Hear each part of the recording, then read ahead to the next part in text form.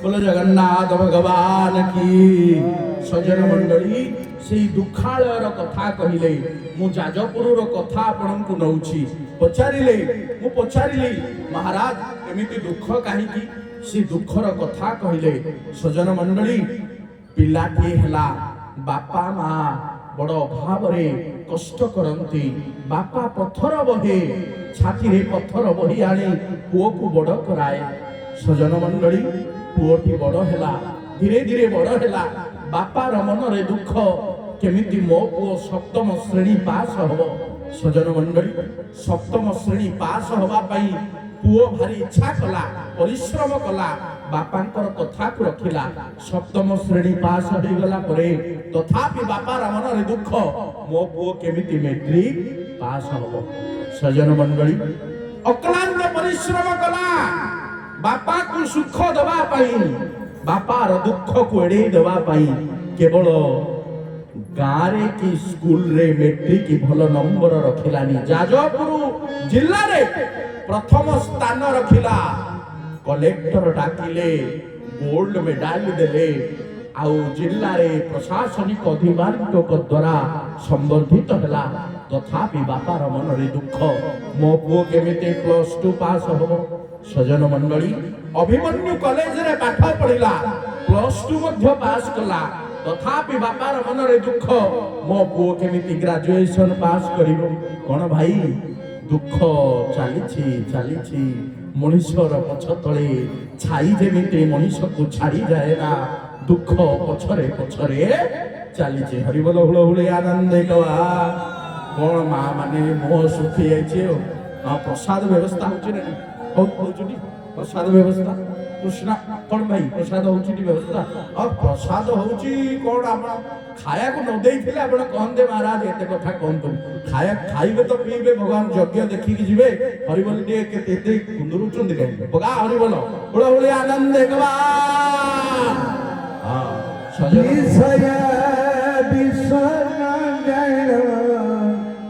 दूर करी तेरे मन चाहिए दृढ़ करी तेरे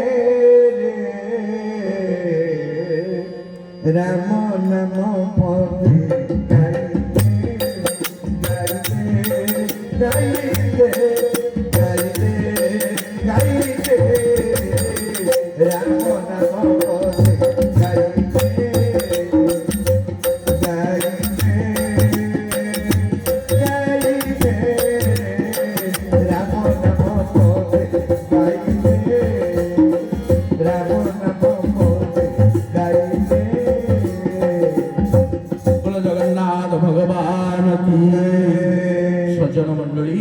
दुख चली पुओटी +2 मध्य पास कला +3 पास कला बापार मन रे तथापि दुख मो पुओ केमिति पीजी पाठ पढ़िबो।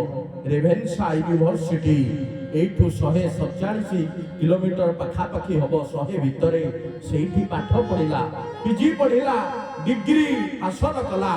सजन मंडली तथापि बापार मन रे दुख मो पुओ केमिति चाकरी खंडे करिवो। पुना एबे घर को पीजी सारी फेरिला बापा आमार मन रे असरंती दुख जे पुओ मोर केमिति चाकरी खंडे करिवो। केते आउ कष्ट करी बापा तर आमको एडेटिरु एडेटिए कले तुम मानंकु तुमी जदी चाकरी खंडे न करिवो बुढ़ा बुढ़ी बयस रे आमको किए पचारिवो। कुनार आखि तरड़ी गला लुह टप टप ही खसी पड़िला अनेक स्थान रे इंटरव्यू देला बाजू बाजू बाजी गला। सजन मंडली खेलिबा को जाईछि कुना सकाळ 10:45 रे डाक पियोन आसी ठक ठक मारिला कि अछो कुना बापा घरू कबाट काढी देखिला बेलको लफाफा खंडे बढ़ेई देला। डाक पियोन एई तुम पुअर आसी चिठी खंडिक। सजन मंडली चिठी श्री अक्षर विवर्जित बापा माँ माने सिना पाठ पढ़ी पारंतिनी पाठ साठ 2 अक्षर पढ़िबार सामर्थ्य न थाए किंतु पुओ को हाकिम करिबार इच्छा थाए। एई होउची बापार हृदय এই হଉଛି ମାର ହୃଦୟ। ମା ଠାରୁ ବଡ଼ ଆଉ କେହି ନାହିଁ। ନୀଳଚକ୍ରର ନେତ ଜଗନ୍ନାଥଙ୍କର ନୀଳଚକ୍ରର ନେତ ମାର କାନି ପଣତ ଠାରୁ ଅଧିକ। ତା ଛାତିରେ ପାଦ ଦେଇ ଶିଖିଲି ମୁଁ ଚାଲି, ଖେଳି ଖେଳି ଉଡ଼ାଇଲି କେତେ ଧୂଳି ବାଲି। ଖେଳି ଖେଳି ଉଡ଼ାଇଲି କେତେ ଧୂଳି ବାଲି। ଖେଳି ଖେଳି ଉଡ଼ାଇଲି କେତେ ଧୂଳି ବାଲି। ଏଇଠି ମୋର ଜନ୍ମସ୍ଥଳୀ, ଏଇଠି ପ୍ରଥମ ନିଆଁ ଜଳିଛି ଏନ୍ତୁଡ଼ିର ନିଆଁ, ଶେଷ ନିଆଁ ଜଳିବ ମଶାଣିର ନିଆଁ। ପୁଅ ଇଂଲଣ୍ଡରେ ଥାଉ କି ଆମେରିକାରେ ଥାଉ, କେବେ ହେଲେ ମା ମାଟିକୁ ଭୁଲିବ ନାହିଁ, ଜନ୍ମଭୂମିକୁ ଭୁଲିବ ନାହିଁ। ପାଞ୍ଚଟି ମକୁ କେବେ ଭୁଲିବନି। ପ୍ରଥମ ମ ମାତୃଭୂମି, ଯୋଉଠି ଜନ୍ମ ହେଇଛ। ଦ୍ୱିତୀୟ ମ ଗୋଟିଏ ହେଉଛି ମାତୃଭାଷା, ତୃତୀୟ ମ ହେଉଛି ଗୋମାତା। ସଜ୍ଜନ ମଣ୍ଡଳୀ, ତିନୋଟି ମ ଏ ବର୍ଷ ମୁଁ ଆପଣମାନଙ୍କୁ କହିଲି। ଆସନ୍ତା ବର୍ଷ ଆଉ 5ଟି ମ ଉପରେ କହିବି। ଗୋଟିଏ ମ ମାତୃଭୂମି, ଗୋଟିଏ ମ ମାତୃଭାଷା, ଆଉ ଗୋଟିଏ ନିଜର ଜନ୍ମଦାତ୍ରୀ ମା।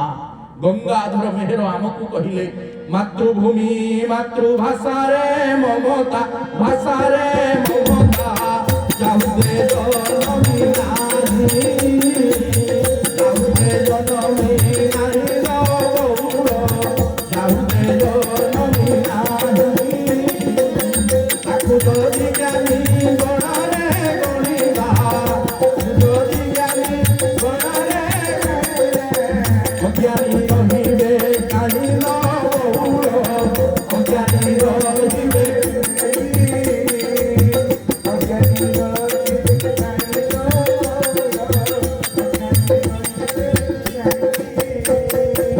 ମାତୃଭୂମି ଠାରୁ ସଂସାରେ ନାହିଁ ଲୋ, ସଂସାରେ ନାହିଁ ଲୋ, ବଡ଼ ପ୍ରେମ ହିବ କାହିଁ, ବଡ଼ ପ୍ରେମ ହିବ କାହିଁ ଲୋ।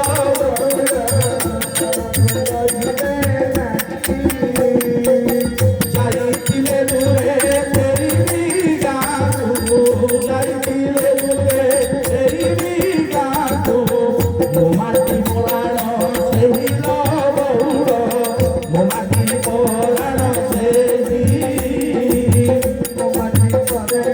ହରି ହରି ବୋଲ ଗୌରୀ ଆନନ୍ଦ କଲା। ଜଗନ୍ନାଥ ଭଗବାନ କି। ମାତୃଭୂମି ମାତୃଭାଷାରେ ମମତା ଯାହୁରେ ଜନମି ନାହିଁ, ତାକୁ ଯଦି ଜ୍ଞାନୀ ଗଣରେ ଗଣିବା, ଅଜ୍ଞାନୀ ରହିବେ କାହିଁ। ଲକ୍ଷେ ଟଙ୍କା ଦରମା ପାଉଛି ପୁଅ, ମାସକୁ ଥରେ ଘରକୁ ନ ଆସିଲେ ଭଲ ଲାଗୁନି। ଯିଏ ଆଜ୍ଞା ଗାଁରେ ଚଳିଗଲାଣି, ସିଏ ସହରକୁ ଗଲେ ଭଲ ଲାଗୁନି।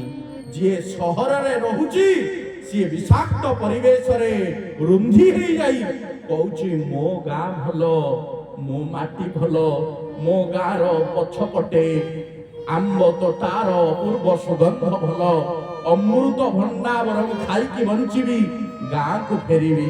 ରୁଷିଆରେ ଥାଉ କି ଆମେରିକାରେ ଥାଉ, ନ୍ୟୁଜିଲାଣ୍ଡରେ ଥାଉ କି ଭୁଟାନରେ ଥାଉ, ଏସିଆ ମହାଦେଶର କୋଉଠି ଥାଉ, ଜନ୍ମଭୂମିକୁ କେବେ ଭୁଲେ ନା, ଜନ୍ମ ମାଟିକୁ କେବେ ଭୁଲ ନା। କାନ ପାତିକି ଆପଣ ମାନେ ମନ ଦେଇ ଶୁଣନ୍ତୁ। ଯେତେ ପିଲାମାନଙ୍କୁ ବଡ଼ କରୁଛନ୍ତି ବଡ଼ କରନ୍ତୁ, ମାତୃଭୂମିକୁ ଭୁଲିବାକୁ କୁହନ୍ତୁ ନାହିଁ। ଯେତେ ଇଂଲିଶ ପଢ଼ନ୍ତୁ, ଓଡ଼ିଆ ଭାଷାକୁ ଭୁଲନ୍ତୁ ନାହିଁ। ଯିଏ ଜନ୍ମଭୂମି ଜନ୍ମ ମାଟି ଦରଦ ରହିଛି, ଆମେ ସୌଭାଗ୍ୟ ସେଇ ଜନ୍ମଭୂମିରେ ଜନ୍ମ ହୋଇଛନ୍ତି। ତେଣୁ ସଜ୍ଜନ ମଣ୍ଡଳୀ, ଆପଣ ମାନେ ମା ଜନନୀ ଜନ୍ମଭୂମିଷ୍ୟ ସ୍ୱର୍ଗାଦପି ଗରିୟସୀ। ରାମ ଗଲେ 14 ବର୍ଷ ବନବାସ, ଘରକୁ ଫେରିଲେ। କୃଷ୍ଣ ଗଲେ ଫେରିଲେ। ଜୀବନରେ ଯେତେ ଯିଏ ଯୋଉଠିକି ଯାଉଛନ୍ତି, ଜଗନ୍ନାଥ ବର୍ଷଟିଏ ଘରକୁ ଫେରୁଛନ୍ତି, ହଁ ନା ନାହିଁ? ସ୍ନାନ ଶ୍ରୀ ଗୁଣ୍ଡିଚା ବେନି ସ୍ୱୟଂ ଲୀଳା ଯାର ହେ, ସ୍ୱୟଂ ଲୀଳା ଯାର।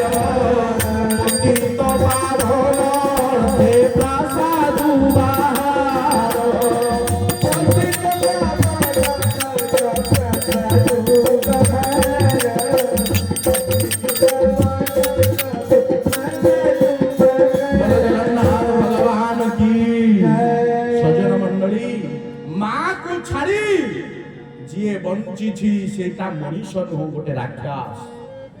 ଆଜି ଯଦି ଭାରତୀୟ ସଂସ୍କୃତି ମା ବାପାକୁ ଭଲ ପାଆନ୍ତା, ମହାରାଜ ଏତେ ବୃଦ୍ଧାଶ୍ରମ ସୃଷ୍ଟି ହୁଅନ୍ତା ନାହିଁ, ଏତେ ବୃଦ୍ଧାଶ୍ରମ ସୃଷ୍ଟି ହୁଅନ୍ତା ନାହିଁ।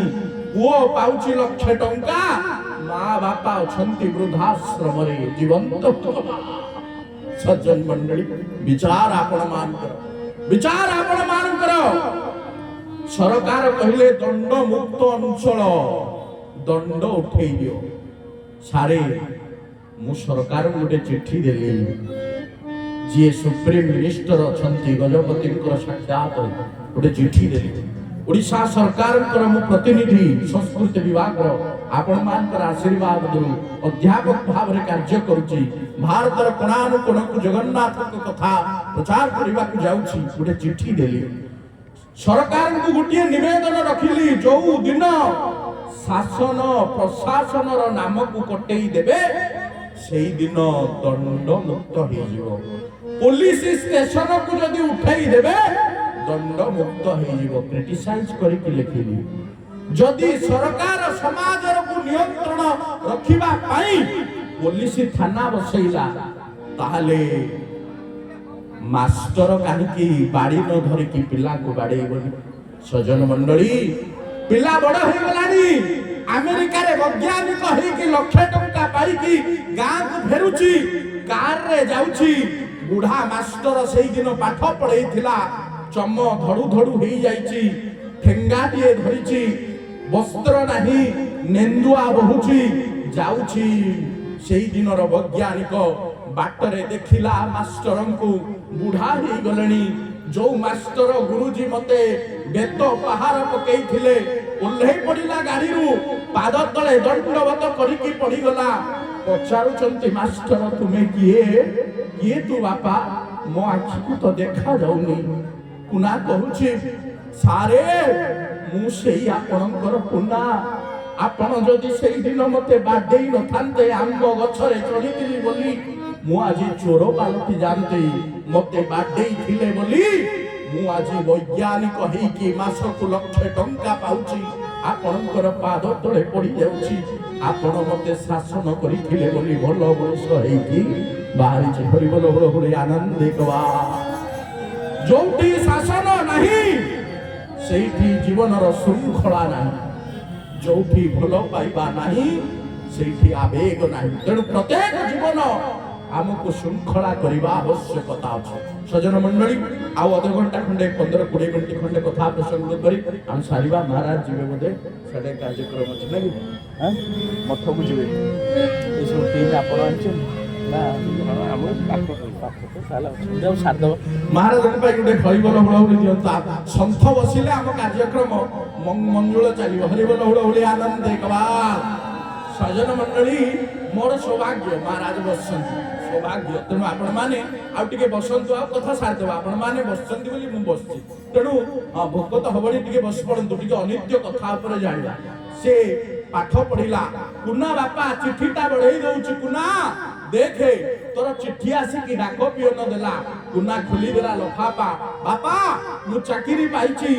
ଗୌରବାନ୍ୱିତ ହେଇଗଲା କୁନା, ବାପାଙ୍କର ପାଦ ତଳେ ପଡିଗଲା। ସଜ୍ଜନ ମଣ୍ଡଳୀ, ଏବେ ଚାକିରିରେ ଆପାର୍ଟମେଣ୍ଟ ଲେଟର ଧରି ଚାକିରି ମଧ୍ୟ କଲା। ମାସଟିଏ ବିତିଲା, ପ୍ରଥମ ଦରମା ଆଣି ବାପାଙ୍କର ପାଦ ତଳେ ଦେଲା। ଆହୁରି ବାପାର ମନରେ ସୁଖ।